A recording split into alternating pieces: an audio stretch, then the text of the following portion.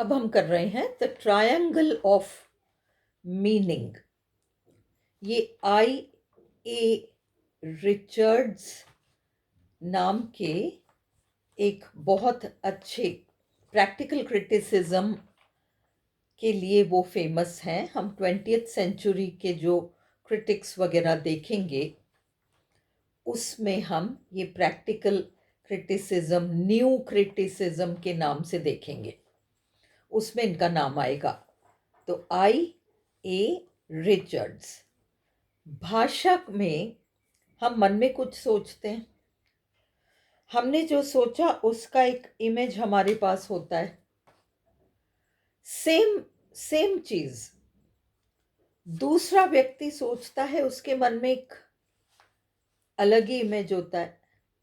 मैंने कहा मुझे मकान खरीदना है, और मेरे साथ बैठा हुआ इंसान वो कहता है हाँ मकान, मुझे भी मकान खरीदना है।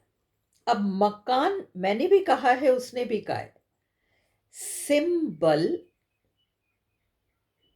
अलग हो सकता है, थॉट दोनों का सेम है। मेरा भी थॉट है मुझे मकान खरीदना है,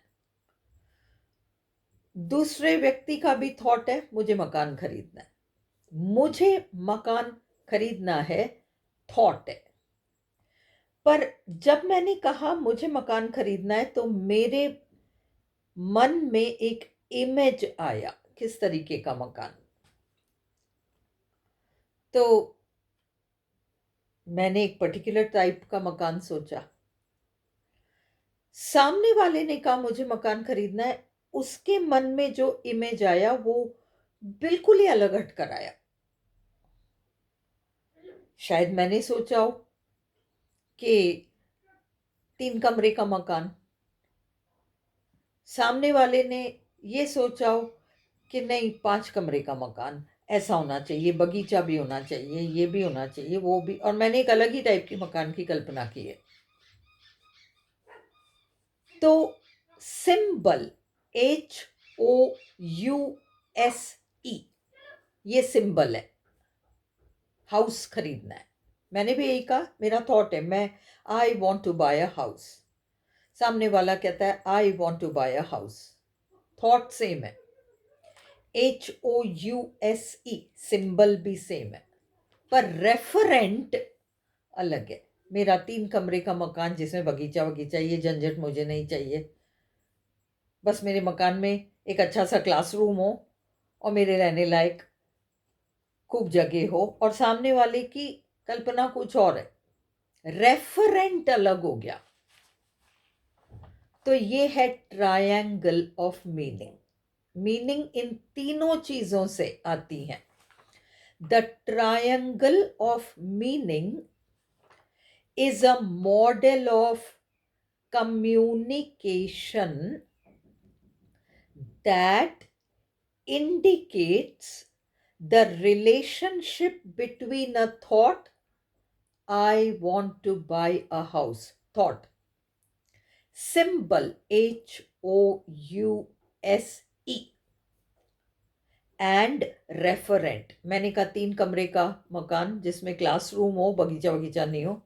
सामने वाले ने कहा 5 कमरे हो, उसमें बगीचा भी हो, उसमें पीछे ये इतनी ये खेलने कूदने की जगह भी हो बच्चों की, whatever.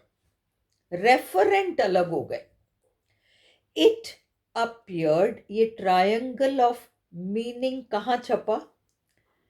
In the meaning of meaning, ये किताब है by I A Richards and Charles K Ogden. आपको दोनों का नाम याद होना चाहिए। The thought is an idea, I want to buy a house, ये आइडिया है, थॉट है।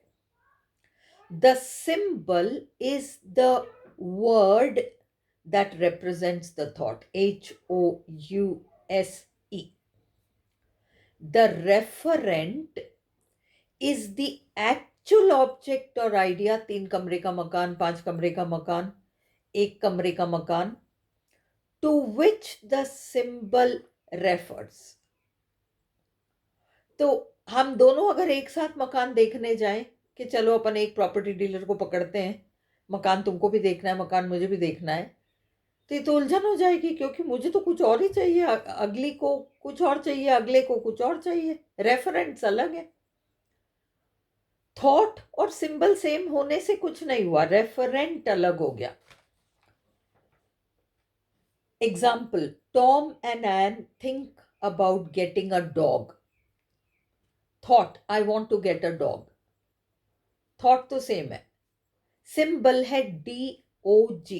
एन सोचती है छोटा सा प्यारा सा ऐसी गुलगुला सा एक पपी, छोटा, जो छोटा ही रहेगा, बहुत बड़ा नहीं होगा। और टॉम को तो बड़ा सा खतरनाक दिखने वाला कुत्ता चाहिए। दोनों ने कहा I want a dog, symbol भी सेम है DOG। Tom and Ann think about getting a dog, thought I want to get a dog, symbol DOG same है। रेफरेंट, वास्तविक कुत्ता, उसके मन में अलग कुत्ता है, इसके मन में अलग कुत्ता है। An actual dog, Tom had a terrier in mind, terrier breed का कुत्ता टॉम के दिमाग में हो और एन के दिमाग में लैब्राडोर है, अलग ही नस्ल का कुत्ता।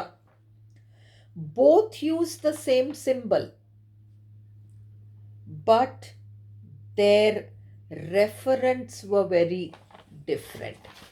इसलिए लैंग्वेज इन तीनों पे चलती है।